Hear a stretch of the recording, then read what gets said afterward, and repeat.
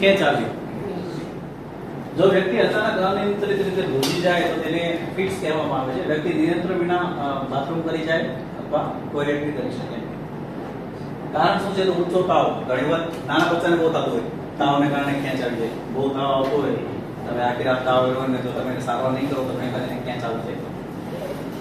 બીજા કોઈ મેલેરિયા છે, વાય, આપણે વાયની વાત કરી સવારે, હિસ્ટેરિયા, ઠીક છે ને? કોઈ એવી કોઈ દવાઓનું સેવન કર્યું છે કે જે ના લેવી જોઈએ, જેમ કે દારૂ છે, આઘાત મગજમાં વાગેલું છે, આમાં બહુ કોમન છે.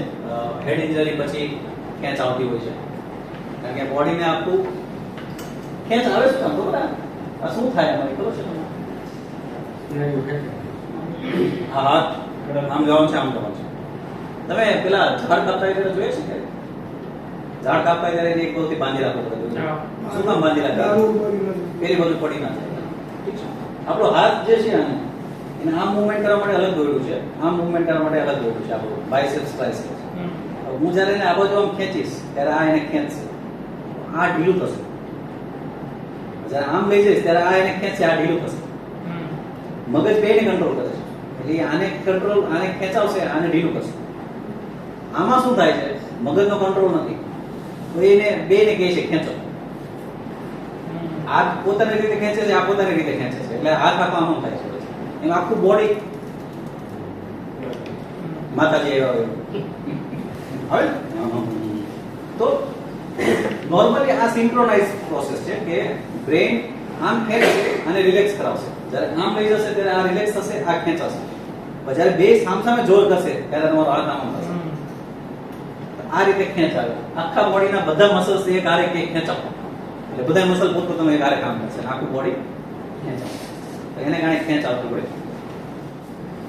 અચાનક બેકાબુ ધ્રુજારી, જેમ બતાવ્યું છે, ફ્લોર પર નીચે પડી જે ચેતનાની ખોટ, માણસ બેભાન થઈ જાય, મોઢામાં પીણ આવી જાય. ફર્સ્ટ એડ શું છે?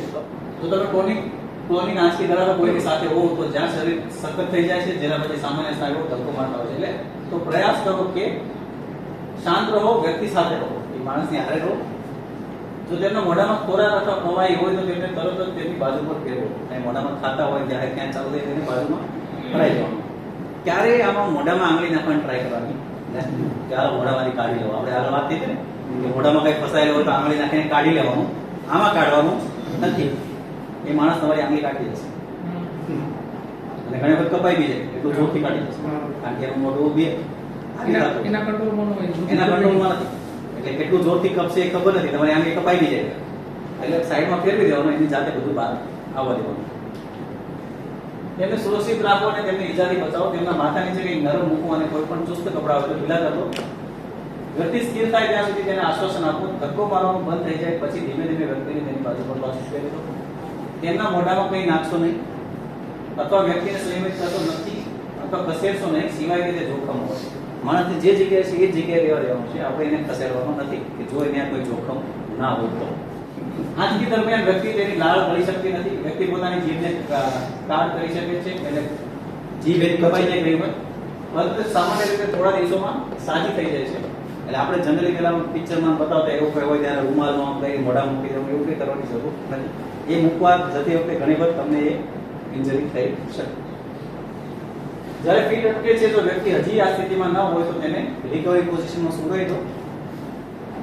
જો રિકવરી પોઝિશનમાં ના હોય, જો ફીટ અટકી જાય તો તેને રિકવરી પોઝિશનમાં સુધારી રાખવાનું છે 108 ટકા.